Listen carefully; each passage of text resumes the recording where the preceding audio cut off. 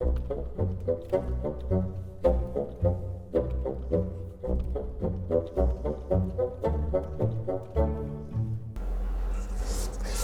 here is the translation of the Saxo's Chronicle, the Deeds of the Danes, that I got as a kind of coming-of-age present from my grandfather when I was a young man. It's very visible that this edition is published before the Second World War, because after the Second World War, nobody sane would, in this casual yet central way, use this symbol on the cover of a book. The use of the swastika by Westerners is not possible anymore. The symbol has been so irrevocably soiled by Nazism that it has in effect been taken away from us. And that taken from us in a very literal sense. We've been deprived from the possibility of using this symbol, and that is why this is a very literal case of what is sometimes called cultural appropriation. A piece of culture is not just used, but used in a way that takes it away from the context that it comes from. And the bad news is that the swastika symbol is not the only case of this cultural appropriation. So this video here is about the importance of resisting the right extremist mining elements of Nordic cultural heritage. My name is Rune Hjarnø Rasmussen. I'm a historian of religion. And let me just mention that you can follow my work with Nordic Animism as a kind of Eurotech. Sounds a bit like a software company or something, but it really means European traditional ecological knowledge tech. The rejected animist knowledge of European tradition, and I'm focusing specifically on Nordic traditional knowledge under the label Nordic Animism, and you can Patreon support my work with raising awareness and exploring this particular perspective on Nordic history of religions. Yeah, symbols are defined by how we engage them. And this defining is bigger than the individual. It's the result of large-scale social processes, large-scale ascriptions of meaning, and flows of attention. Now, you can't just sit back and decide that you think that this symbol really means something beautiful about cyclicity and good fortune, or I don't know, some nice hippie stuff, because this symbol has been so massively engaged through creation of such immense human suffering that in the Western world it has been made into a symbol of this human suffering. And that is not something that you can just erase. And if you think you can erase it, then I invite you to try to wear it on a t-shirt and walk through a Jewish district in New York. My guess is that you will be taught some very real lessons about how not to overrule the human pain associated with this symbol. And the people teaching you this lesson would be right. This is a loss, of course, for people who wish to engage Nordic traditional knowledge, because the swastika has a lot of other stuff in its history. It's found on fibulae and runestones and bractate amulets and folklore and Icelandic staffs and so on. And it's also, by the way, used in specific Asian religious contexts. So if it hadn't been for Hitler's appropriation of the symbol, then we would surely be able to explore and reinvent the symbol into our age, like people indeed were doing before the Second World War. But that's not possible anymore. This symbol has been taken. But that this symbol is not the only part of Nordic heritage that is subject to this cultural exploitation by racists and white supremacists. That's a problem that reaches much further. This is a school photo of me when I was about 10 years old or something. Cute, huh? I was always fascinated by our heathen past, whose tales I got from my grandmother, and you'll notice me carrying the symbol there, the hammer. You can probably imagine how I feel about seeing exactly this symbol used by right extremists from the other side of the planet, who are being projected all over international media. For instance, here marching in Charlottesville using the same symbol, the hammer of Thor. Yeah, it doesn't feel nice. However, I'll just make one really important disclaimer here, and that is that from one perspective, though this does hurt, then we shouldn't whine too much about it, because the real problem about history is not that Hitler used a symbol that we might have enjoyed using. The real problem is what he did to the world. And in a similar vein, the real problem is not that contemporary white supremacists take Nordic symbols. The real problem is white supremacy. And those multiple ways that chauvinist systems are being allowed to persist, not only among actual racists, but also inside these cultural blind angles that uphold specific privileges and so forth, which, by the way, is a great achievement of North American identity politics to make us aware of this. We can also sometimes be annoyed with the super pious woke Americans who are imposing their specifically American categories on everybody and his dog. But it's really important to remember that it's a really important achievement that they gave us all these awarenesses of chauvinisms and blind angles, basically. So yeah, it does feel unfair that we have to deal with it. But let me just take another example of unfair when it comes to wearing religious symbols, and that is wearing this religious symbol, which has basically been outlawed in Denmark. Yeah, you heard right. A blatant abuse of freedom of religion.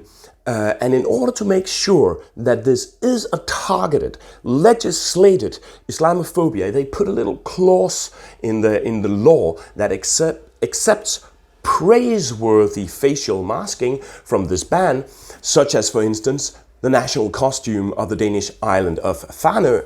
So the niqab of this woman here is deemed praiseworthy, where the niqab of this woman here is so reprehensible to the Danish state that when a police in a moment of compassion, gave a hug to this demonstrator who was crying because her religion was being banned in public space, then this policewoman was subjected to public investigation for having politicized because she showed this compassion and gave a hug to a crying woman. Now that level of cruel chauvinist hypocrisy, that is what really unfair looks like. So when I'm addressing this problem, it's not primarily because I want to run a self-pitying opera about how cultural heritage that I identify towards is being mined by incredibly big assholes.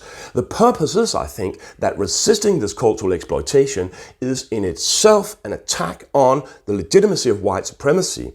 It is a way of undermining this political project by reclaiming and owning Euro-descendant cultural elements away from being defined by these inane brands of bigotry that tend to claim, encapsulate, and marginalize Nordic symbols into these spaces of dumb shit-kicker white nationalism, right? And I will not go through many different symbols and their different backgrounds and so on, how they're being re-engaged. I'll just mention a couple for you to get a little bit of the flavor. This here is the Schwarze Sonne or Sonnenrad. It's the black sun. It is an unambiguously Nazi symbol. It is based on these prehistoric Alemannic, Germanic people, ornamental discs, sometimes called Sierscheibe. But this particular version of the design comes from Heinrich Himmler, who in his Wewelsburg castle, he and those SS dudes, they were doing some sort of LARPing style boyish occultism of sorts when they were not planning new concentration camps. This here is the Odal rune, and when it has the upturned legs, it is also a specifically Nazi symbol of the Blut und Boden ideology, earth and blood. This here is the Alges Lebensrune, and whether the Nazis got the idea that this rune particularly has to do with life, I'm not sure. And then there are some symbols that are sort of under thread or sort of in a grey zone of becoming Nazified. For instance, the Irminsul here, which is a funny case because it's really a representation of a biblical palm tree that, according to Christian legend, bend to Jesus. And it is represented on medieval rock reliefs in Extenstein in Germany. But interestingly, this bending palm tree was interpreted by a National Socialist, actually called Soit, as a symbol of the Irminsul, the world pillar that was broken by Charlemagne on one of his crusades against the heathen Saxons. And this essentially Christian symbol has then been adopted by contemporary Asatru, and you see people using it as a symbol of Germanic paganism. Then there's this symbol here, which is, I think, a beautiful and powerful symbol from the Snollelev runestone, which has been made into a logo by some American racist, folkish organization. And yeah, the Snollelev stone is located about 40 minutes drive from here, where I'm standing right now. So this is a case where I sort of feel the pain of this appropriation, because the meanings in this symbol are, I think, really deep and beautiful, actually. But according to these nitwits who made this symbol into their logo, these interlocking horns symbolize the camaraderie or racial consciousness of warriors who are drinking together in the meat hall or something like this. And notice the boyishness of this folkish interpretation. Is a kind of a King Arthur boy novel worldview that is filled with adventurous Vikings and noble warriors and noble warrior virtues and noble warrior camaraderie and swords and shield walls and shield maidens with flowy locks and intricate braids and shields on their silicone boobies and stuff like that. You know, in reality, this symbol is probably a mark of a kind of Udinic initiation, because the Snollelev stone commemorates a man with the title Thule, and there are reasons to believe that this means kind of a speaker, likely a kind of priest of Odin, and therefore the three horns might symbolize the Udinic quest into the underworld to sort of seduce the three cups with the drink of wisdom from their underworld guardian Gunlath, right? But it's amazing. Is amazing complex of meaning, right? But in the hands of these folkists, this becomes boisterous Vikings cheerfully celebrating themselves, and they're cathartically identitarian themselves with big beards and horns brimming with beer clanging together. You know, it's so stupid. It's so incredibly stupid. You know? Yeah. Anyway, these are just a couple of examples of these symbols that are often seen used by right extremist contexts, but there are many others. I'll not go into too much detail with the whole history of the fascination that right extremists have had with anything Nordic, but it's a quite old story. It has roots in the time when Scandinavians were figuring out some ideologies to support their state constructions, and when monarchies are displaced by democracies, then the democratic states, they sort of need some new thing somehow. It is as if this royal body, as the epicenter for the belief or the loyalty towards the state, it leaves kind of a vacuum behind. And this vacuum is typically filled with nationalism. These ideologies that create a sense of we by producing myths of an ideal past. And all European states were in the process of doing this through the 19th and perhaps even 18th centuries, often referring to the Romans, but Romans never really bothered to go to the dark and damn backwards of Northern Europe. So nationalists in Northern Europe, they sort of lacked that background, and then they came up with a new idea that the reason was that the Romans never came here was probably that the Scandinavian peasants were so incredibly awesome, or were too incredibly awesome for the Romans, which I think is really funny.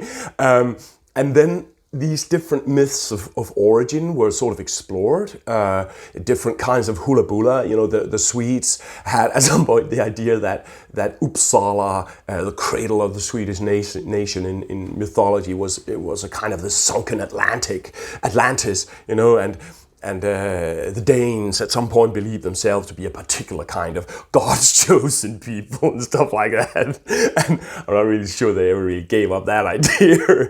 And this whole thing, this process coalesced into the image of the Viking. Now, the Viking is a 19th century construction of medieval Scandinavians as being Vikings. In the Middle Ages, the word Viking just meant a pirate, it didn't mean Scandinavian. I once saw this amazing little video on History Channel, which tried to dismantle misconceptions about Vikings, but managed to turn it completely upside down. The woman that they claim to not be Viking is in fact a very precise rendering of exactly what Vikinghood is. It's a kind of sexualized 19th century kitsch imagination, complete with a touch of plastic Halloween. It's very authentically Viking. Whereas the woman that they claim to be a Viking is not a Viking at all. She's a medieval Scandinavian with no particular suggestions of being a pirate. And the idea of the Viking came to iconize exactly the kind of hypermasculine militancy that 19th century nationalism needed. And this was also linked to Christianity, by the way, and the Protestant idea of the state as a kind of church that has its own spirit, its own state Holy Spirit, its own state Holy Ghost, a Volksgeist, the spirit of a people. It's actually a Christian, very Christian construction.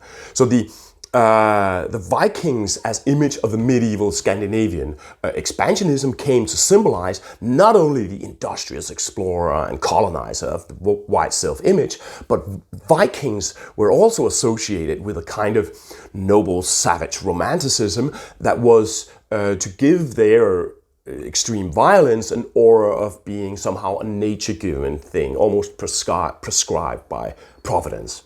And this was a perfect cocktail. Whiteness, hypermasculinity, legitimately violent colonial exploitation meant that right extremists at a quite early point totally started getting off on Scandinavian heritage, right? German nationalists started doing it, you know. Though, of course, we should not forget that Nazism was, in its inception, very much a Protestant project, and the association with Germanic paganism is actually a kind of an overexposed minority thing that just have happened to really hit the fevered minds of contemporary alt-right losers, right, in their PlayStation overloaded fish brains. But yeah, Hitler was very much a Christian person. And later in the 20th century, the religion called Asatru heathendom was basically founded, or important foundational stones were laid by an actual National Socialist, Ilse Christensen, a Danish immigrant to the US. And this religion is continuously the target of white supremacists looking for these kind of vulgar fantasy boy novel warrior imagery to spice up their bland lives, whose misfortune they blame on cultural and racial others, you know. This has a quite significant impact. Today there's basically right extremists from Mongolia to Brazil who use Nordic heritage to create their self-image. And of course you have it in Scandinavia, England, US, Russia, France, and so on. But this also goes beyond like actual right extremism, because it is as if basically everywhere where Vikings set their foot, people are just crazy about Vikings. If Vikings attack the Spanish town, then this town celebrates the occasion every year. If Vikings were involved at some distant point in the millennia-long history of the Russian Empire, then everything is just Vikinged up all over the place, you know. And I'll just redeem History Channel a little bit here and mention another little video sketch of theirs that really had it spot on, I think. This man discovers that in some marginal corner of his genome, there's something that can be identified as Viking, and voila! This iconic identification of the Euro descendant is just instantaneously goes and hijacks the flip out of the poor man's brain. It's like, yeah. And part of my motivation for thinking Nordic history from the animist perspective is actually to move the perspective away from this really stifling, problematic, and frankly quite ridiculous Viking imagery. A good friend of mine put it in a very poignant way. He said this Viking costume is just like wearing a banana skirt, you know, because even the religious expressions that we have that are associated somehow with the period, sometimes labeled the Viking Age, they're not inherently Viking somehow. It's as if you wanted to identify Christianity with a specific figure from the period when it emerged, like being a Roman soldier or something. The Viking is a very specific social type from that period that the Eddas and the sagas refer to. It is an important social type, a super important social type, not the least because Christianizing Scandinavia was probably one of the main achievements of the Vikings. So this cultural exploitation of Nordic symbols and the Viking is very intense, and is partly driven I think, by the fact that producers of culture has had a little bit of a tendency to just ride with it. They basically seem to go, well, I'm not racist myself, so what do I care that my construction of Vikings supply narratives for racist self-imagery? And then you have this imagery that poses these Vikings as these like 2 meter tall underwear models with very intricate hairstyles, clearly and very literally superior to the people they interact with. Now, I don't think that the Vikings TV series is in any way intentionally racist, but I think it subcommunicates the idea of superiority in the ideal human as the Viking. And this has certainly been received as a kind of essential whiteness all over the world. So I think it's really a problem that people who produce this kind of stuff, that they aren't just a little bit more aware of what they're doing when they're handling this Viking imagery. Because here's a shit, elements of Nordic history religions is intensely under attack from racists, xenophobes, Islamophobes, cultural nationalists, and so on. They're looking to culturally exploit this material for bigoted agendas. This attack is not something you can just close your eyes to. It's too intense. It's like with the swastika that I mentioned before. When things are politicized to a certain extent, you cannot just be neutral about them. It's a little bit like, imagine someone claiming to be sort of neutral to the question of whether the extermination of Jews during the Second World War actually took place. There's some right extremists who believe it didn't take place, right?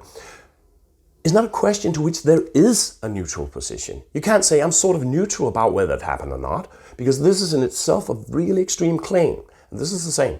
There's no neutrality really available when it comes to Nordic culture and right extremism.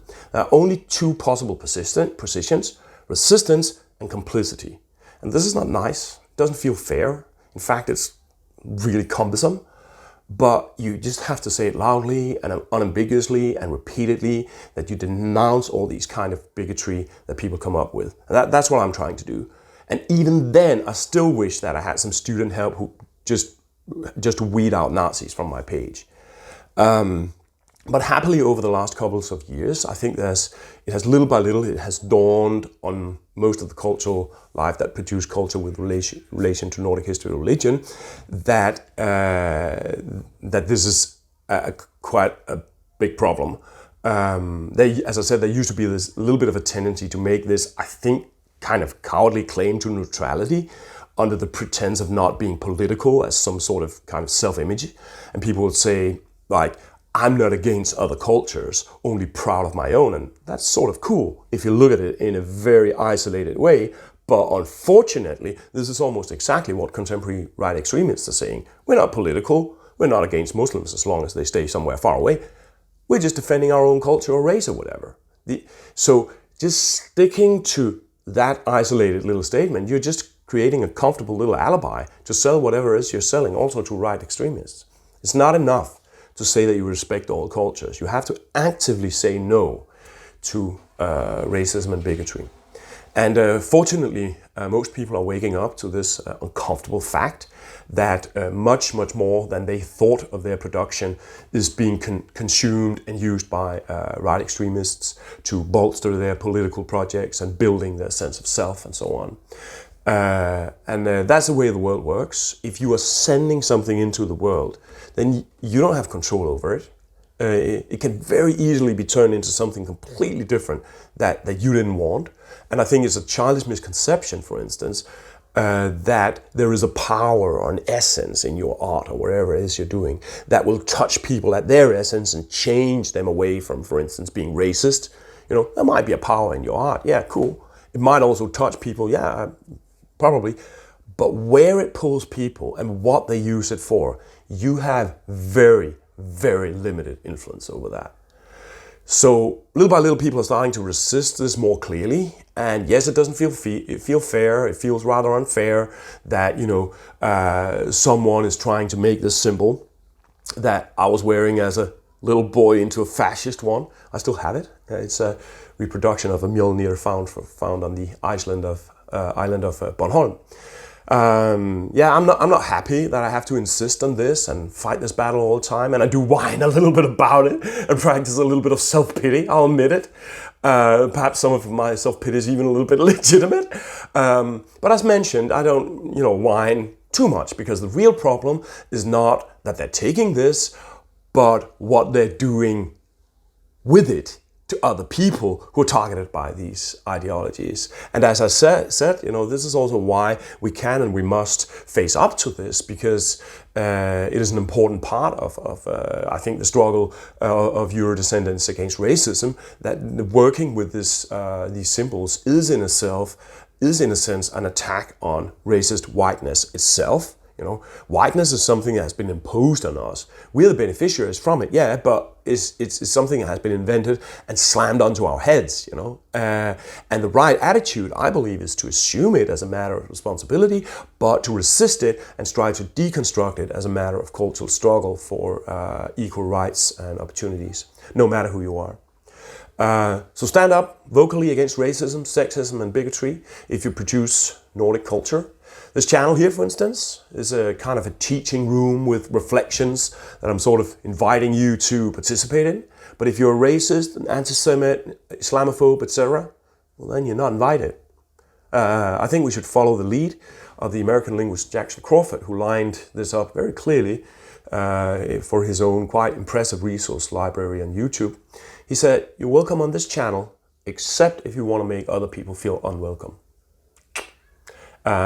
So I'll just end with a motto of my friend, an American who's actually also a linguist, Kevin French, who constructed this in Old Norse, the motto, "Þessi hamar milvir fascista." This hammer smashes fascists. Thank you very much.